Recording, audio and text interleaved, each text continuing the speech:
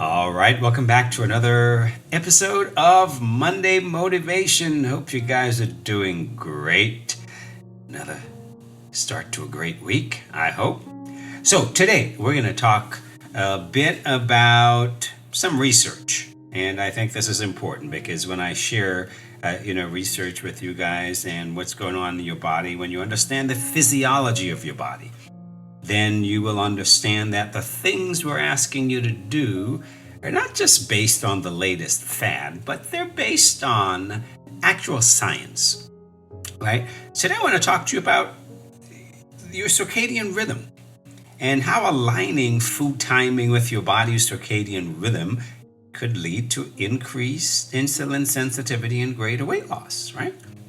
Increased insulin sensitivity, which means that your body can use less insulin in processing the foods that you're eating, which is a great thing.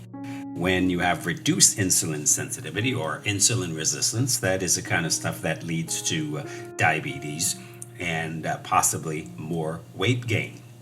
So, there's been this great field called chrononutrition, and chrononutrition is basically the study of how the timing of food intake relates to your circadian rhythms. And right, we're talking about your circadian rhythms and not rhythm because you have many clocks, you have many body clocks.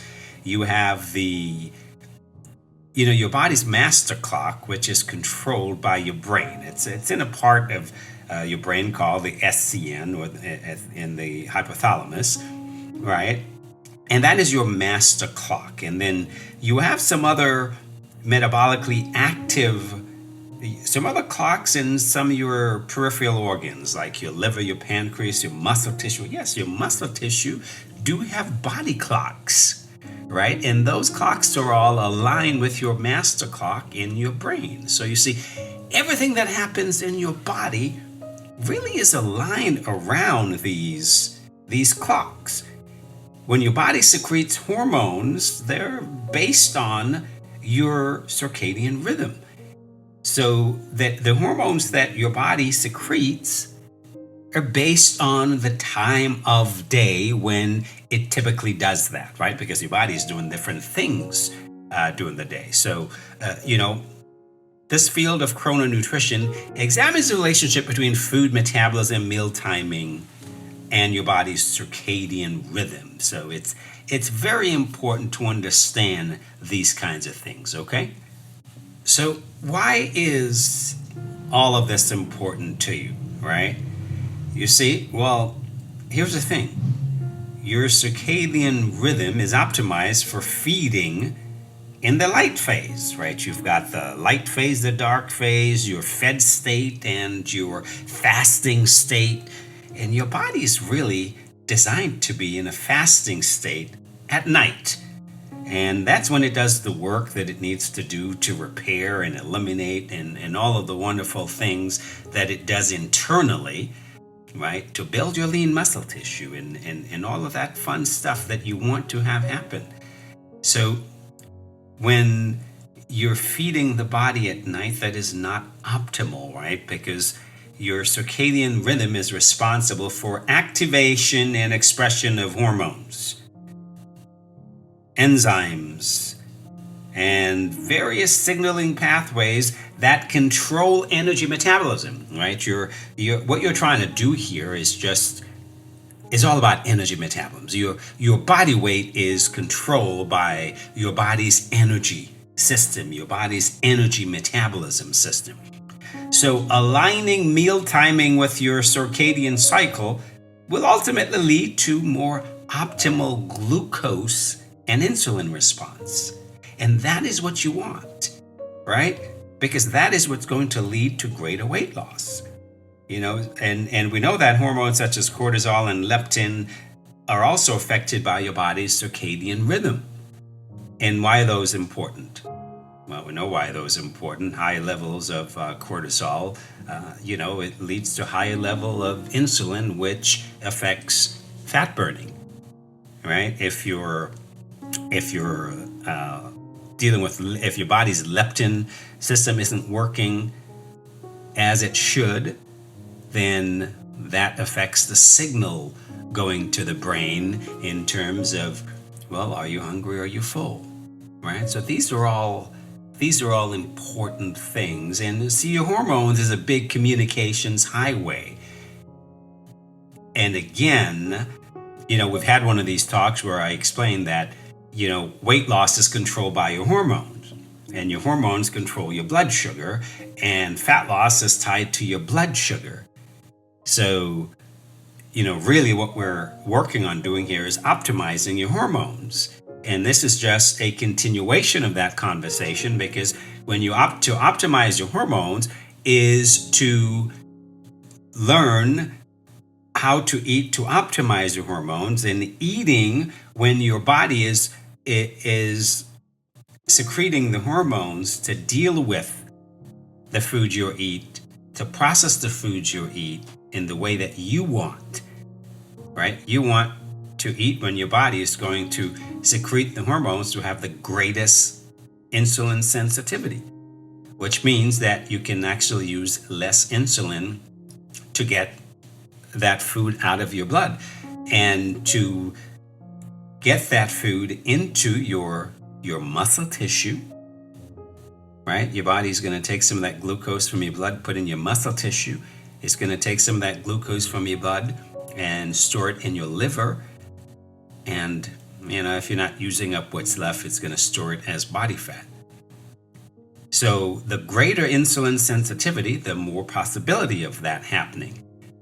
When you have lower insulin sensitivity, as you do at night, the research shows us that you've got lower sensitivity, insulin sensitivity at night, which means you're eating carbs at night, and a lot of that won't be shuffled out of your bloodstream into your muscle tissue or into your liver. So it'll probably be shuffled into your fat storage, right? So just know that this is all supported by research. That's what the research is telling us. So what this is actually saying, guys, is that nighttime eating actually leads to what we call circadian dysynchrony and insulin sensitivity. It affects insulin sensitivity. So this kind of disruption can lead to your peripheral clocks located in your peripheral organs and muscle tissue, and your master clock in your brain not communicating. And that is never a good thing. Because if your clocks are not communicating, then that could lead to, lower glucose tolerance and lower insulin sensitivity, which can ultimately lead you to gain weight and also lead to blood sugar irregularities. That leads to type 2 diabetes or make your condition worse. So you see the importance of this? So just know that the research is showing us that nighttime eating does reduce the body's ability to regulate blood glucose levels and to store glucose after eating in the liver and muscle tissue. We know that, right? So that is what the research is showing us. So that is what you want to pay attention to, because time of day influences, guys. The time of day influences your body's glucose and insulin response to a meal.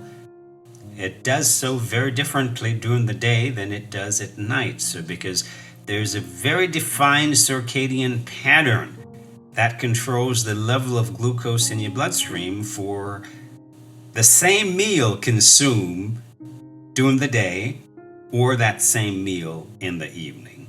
And the research clearly demonstrates that glucose metabolism is not only affected by what and how much you eat, but also when you eat that meal, right? Glucose metabolism is affected not just by what and how much you eat, but also when you eat that meal. So this is very important for you to understand. So let's talk a little bit about the research, right? One study showed that eating carbohydrate-rich meals at night results in increased blood sugar levels compared with eating an identical meal earlier in the day. Is that significant? You bet it is. Here's another one that I've shared with you often, and this is one of something that kept coming up repeatedly, and that is consuming vegetables first when you're eating a meal. Let's say like lunch, when you're eating a balanced meal, eating your vegetables first, followed by the meat, your chicken, fish, all that kind of stuff. Then lastly, the starchy carbs will greatly reduce blood sugar response after a meal. This is important. Eating your vegetables first will greatly reduce your blood sugar response and therefore your insulin response after a meal, because insulin is tied to blood sugar. Blood sugar goes up, insulin goes up, blood sugar goes down, insulin goes down. I hope you're getting this, right? Let's talk a little bit about fat. Another 2009 study showed that eating a high-fat, meal during the day led to participants gaining more weight than at night. Right? So you want to eat more fat at night than during the day. Well, we don't eat high-fat meals anyway, right? Because we eat balanced meals. That is what I want you to do.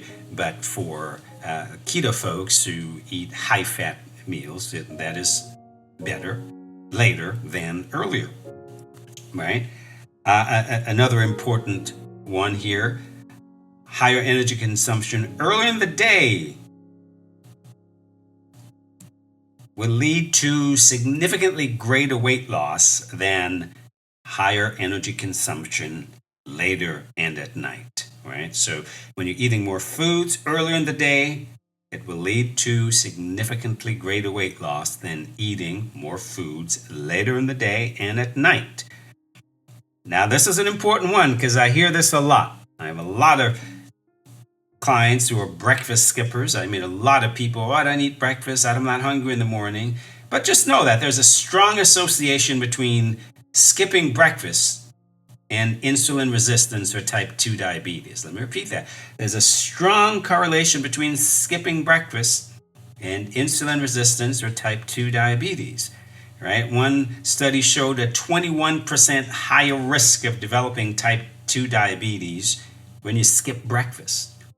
So just know that when I'm encouraging you to have breakfast, well, there's a reason behind that. But not only that, with breakfast skipping, right? It also led to research show that it also leads to higher fasting total in LDL cholesterol and significantly lower insulin sensitivity after a meal. Well, that's not good. You don't want insulin insensitivity. You don't want lower insulin sensitivity after a meal, because then that means your body can't really get that sugar out of your blood, right? Not what you want. So these are all important things to understand. After an identical meal, your blood glucose level and your insulin response were both significantly lower in the day compared to night. After an identical meal, your blood glucose level and insulin responses were both significantly lower in the day compared to at night, which means that after you eat even a carbohydrate meal during the day, it's going to lower your blood sugar level is going to stay lower, right? And you're going to have a lower insulin response because of that. Then at night, to eat that same meal at night, your blood sugar level is going to stay higher, and you're going to have a higher insulin response. So for my diabetes, my clients who are dealing with blood sugar issues, that you see when you're eating those and you're eating carbs at night, well, you're just naturally going to have highs. Your blood sugar is going to get high, and your insulin level is going to get high. So if you're taking insulin, just know that at night, if you're eating at night, it's just going to you're going to need way more insulin, because again, your body's circadian system is not designed to secrete a lot of insulin at night, and it's not designed for great insulin sensitivity at night. It's not designed to deal with glucose at night. Nighttime, your body's designed to be in a fasting state. During the light phase, during the day, is when your body is designed to be in the fed state. So, guys, understand the difference between the fed state and the fasting state, and know that all of this is already programmed in your body. This is all systematically controlled. Your hormones are systematically controlled. And your hormones control pretty much every function in your body, right? So understanding this is what's going to lead you to develop the habits that lead to long-term success. So if you must eat at night, what should you do? I would go for, more protein and fat, and maybe some, veggie sticks, but never carbs at night. And I tell clients, well, let's not eat fruit at night. Let's not eat starchy carbs at night. If you must, then, go with some nuts or cheese or something like that, something simple that your body can deal with. Okay? So listen, I hope this has been helpful, and just really listen to this over and over again and study it. I've got a little ebook I put together that goes along with this. Study this because it is important to your future success. All right, I hope you do well. We'll talk again soon.